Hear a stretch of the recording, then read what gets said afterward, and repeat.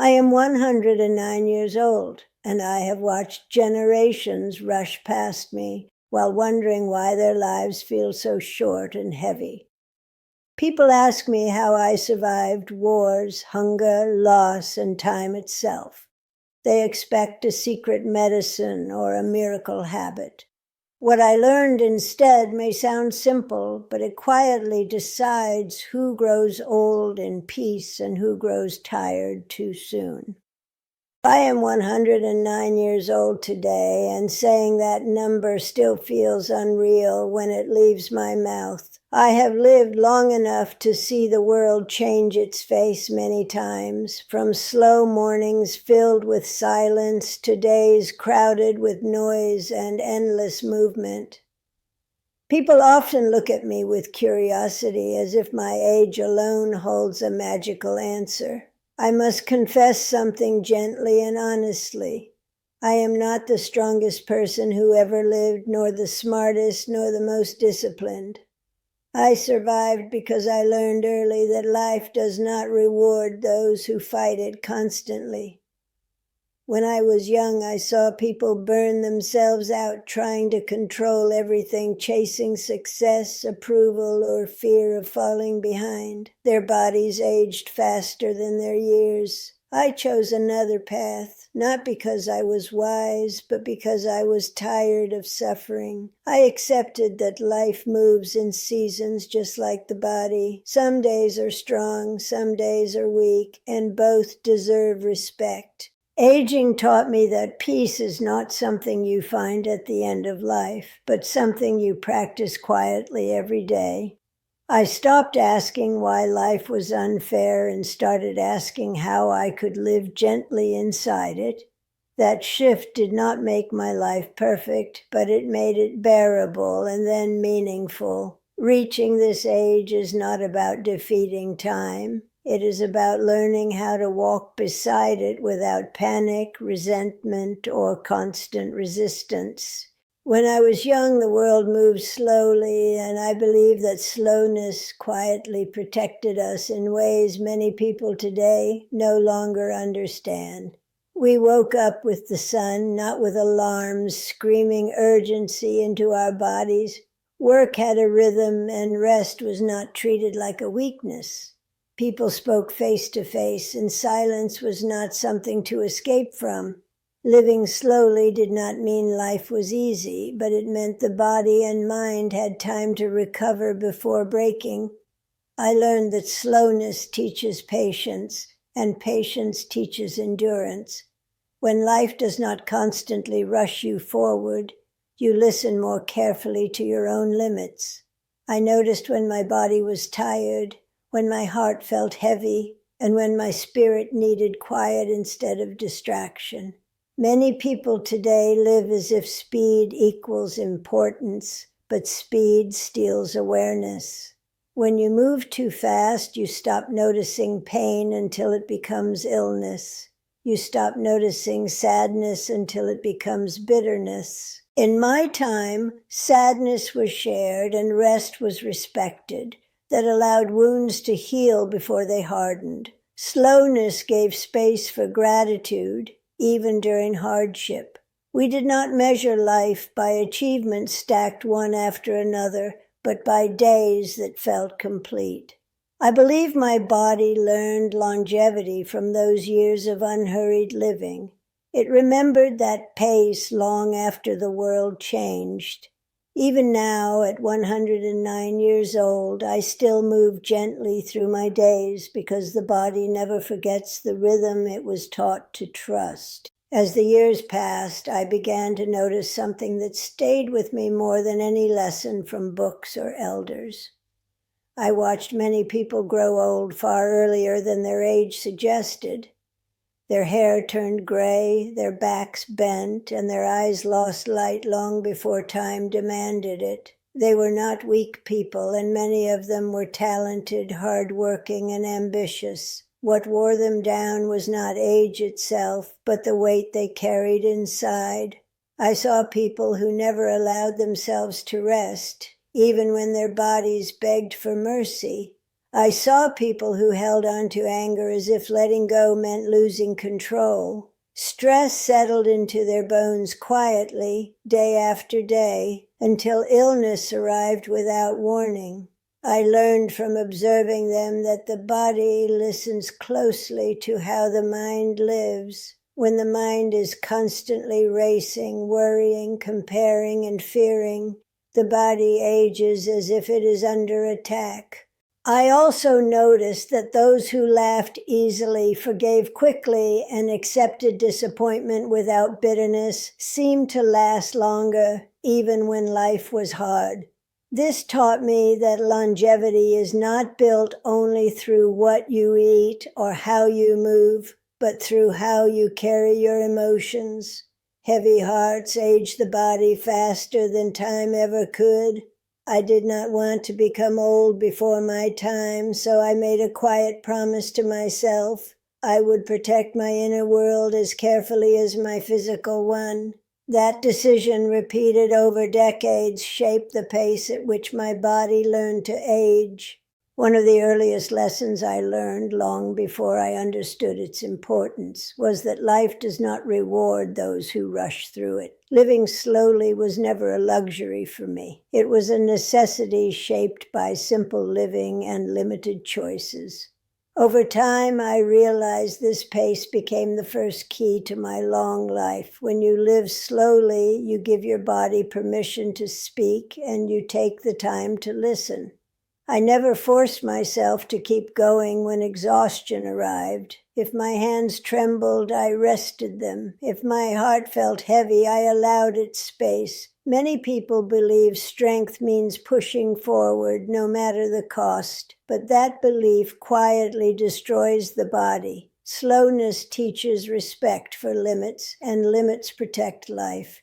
I learned to walk instead of rush, to eat without distraction, and to sleep without guilt. Each of these small decisions told my body that it was safe, and safety allows healing.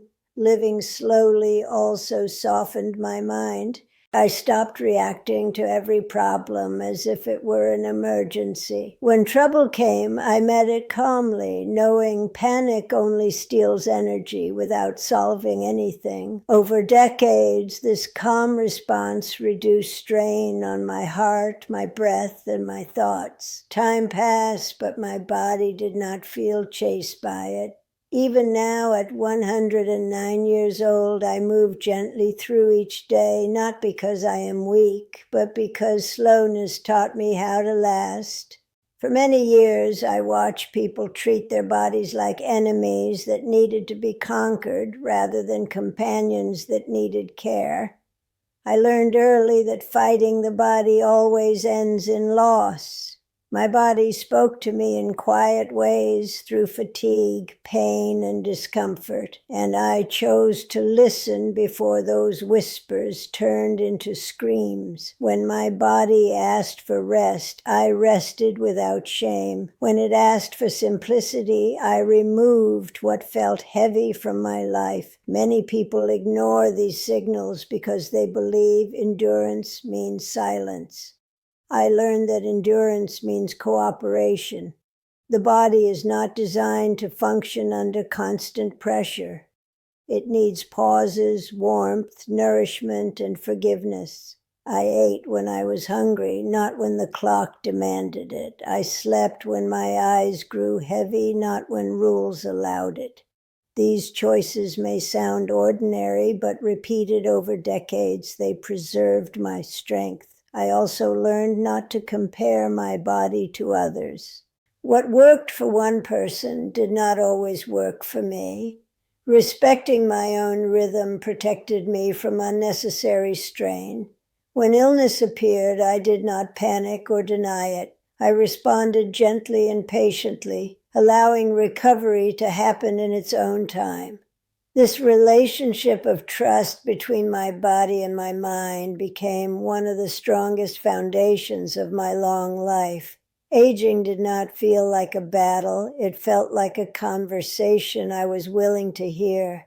One of the quiet decisions that protected my heart in my years was choosing not to measure my life against the lives of others. From a young age, I saw how comparison slowly poisoned people. They compared their homes, their children, their success, and even their suffering. Nothing was ever enough because someone else always appeared to have more or to move faster. I realized that comparison steals peace before it steals health. When the mind is busy counting what it lacks, the body carries that tension every day.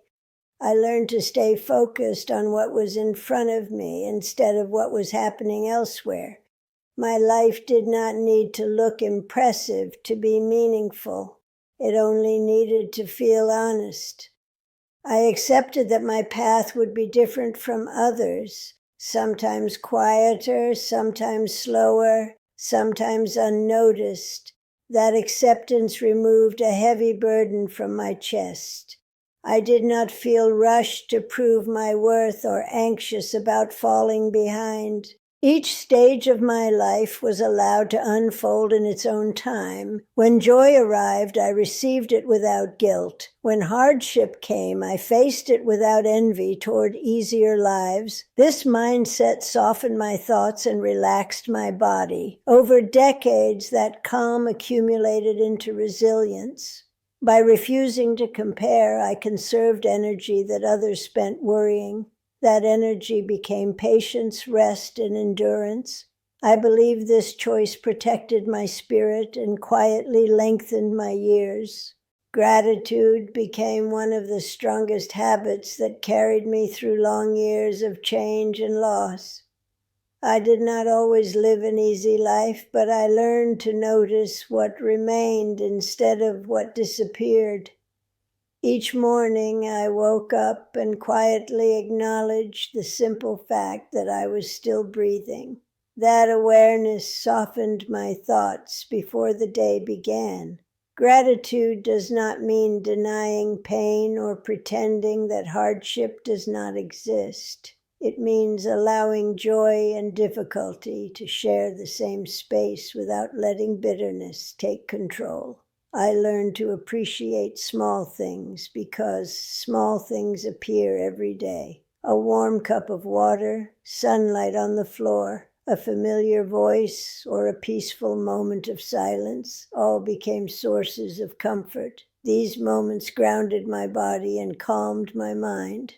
When people carry constant dissatisfaction, the body tightens as if preparing for conflict. Gratitude relaxes that tension. Over time, this relaxation supported my health more than any remedy. Even during grief, I found gratitude in memory and having loved deeply and in having shared life with others. This practice kept my heart open instead of hardened. Aging becomes heavy when the heart closes. Gratitude kept mind flexible and alive. By focusing on what remained rather than what was lost, I created a sense of fullness that did not depend on youth or strength. This fullness made each year feel complete instead of empty, and it allowed my body to age without constant resistance or fear. Over the course of my long life, I learned that relationships can either extend your years or quietly shorten them.